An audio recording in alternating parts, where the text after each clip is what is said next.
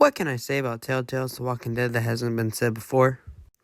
I mean, the gameplay was revolutionary for the time, the story was phenomenal, the characters, oh man, the characters, they were all amazing. From Clem to Kenny, every last one of them had a three-dimensional personality. And the story, man. Lee, he was a perfect protagonist for this game. His relationship to Clem was beautiful, and seeing that come to an end, I mean, man, that really hurt. I'm gonna talk more about that later on, because that's how my script is. I don't know why I didn't write it to where it's there, but oh well, can't change the past. Weirdly enough, Glenn was in this series. I don't know why they did that, though. He was only in one episode of the entire series. They could have replaced him with some rando and, have that guy serve the same role, but no. I think one of my favorite side characters in this game is probably Kenny, and I'm gonna do what I did for Dutch and just spend the entire video talking about him. Kenny in this game serves as the worst possible outcome for Lee.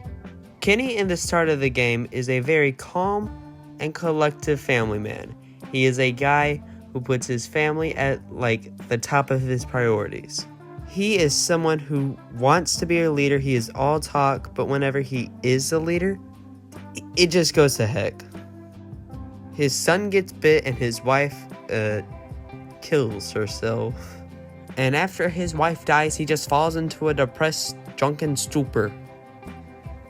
And it's actually pretty realistic. Because, I mean, this is a man who for real lost everything. He basically has nothing left to lose at this point. Someone like that is not just going to be all happy-go-lucky about everything. And I know everyone's game is different, because that's the whole appeal of Telltale. But my Kenny absolutely hated my Lee. Not absolutely hated, but he didn't help me look for Clem. So that's basically the same. And if I'm being honest with you guys, I think that Season 1 of this game is up there my favorite games ever. I feel like this game single-handedly changed gaming for a while, thanks to the fact that you can make decisions that actually change the story. It also doesn't help that this game has one of the best plots ever, rivaled only by the Red Dead franchise and The Last of Us. I love that this is different from the show, it's in its own universe.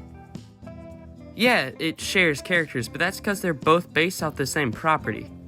Something else about this game being different from the show, Rick's group prospers under Rick's leadership, and they're all kind of a family.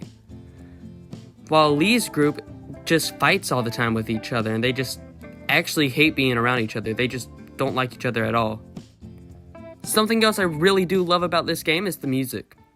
All of the music in this game, especially Alive Inside, really do capture the dread and sadness of a zombie apocalypse. And look, I know I already talked about Kenny, but I want to do the same for Lee now. Lee is probably one of the best protagonists in gaming history. He's just one of the coolest people ever, and the final level of the game, or the final episode as they're called, really shows how cool he is. He full-on chops the zombie's head in half. It is extremely cool. Now, I tried to have Lee be as nice as possible to people like Ben, Kenny, Clem, Krista, and Omid. Now, that didn't really work. Kenny kind of refused to help me to look for Clem, and I chose to kill Ben, but only because he asked me to, okay? But that final choice at the end of the game, I don't know a single soul who didn't cry when they were forced to kill Lee. Now, it's pretty obvious to me why this is the game that launched Telltale into stardom. It's also really ironic that this is the franchise that ended up killing them. And that was until they came back from the dead. And I don't have any money to buy those games. I'm probably not going to buy them and do a review on them because I just don't want to. Another thing I really love about this game, and I promise I think this might be the last why I love this game thing. I love the fact that the villains in this game aren't really villains. I mean, in episode 1, it was the Walkers, yeah, but it was also kind of Larry, and he was just trying to protect his daughter. And he was, actually really racist, but ignore that. Episode 2 had the cannibals, and from their perspective, they were just forced into being cannibals. And no, I refuse to elaborate on that. Episode 3 had Lily, but she wasn't really evil. She was just trying to protect the group, even though she didn't really have to kill that person. And episodes 4 and 5 had the stranger, but he was a man who lost his entire family, and despite how depraved he was, he just wanted a new one. Yeah, I know in my most recent reviews I've been really positive about stuff, and a lot of you who have been here from the start, that's probably weird for you guys. So luckily for you, I'm about to complain about something about this game. And it's not even about this game. And it's the fact that Skybound gave The Walking Dead all 4 amazing Telltale games, but they give Invincible a stupid mobile game.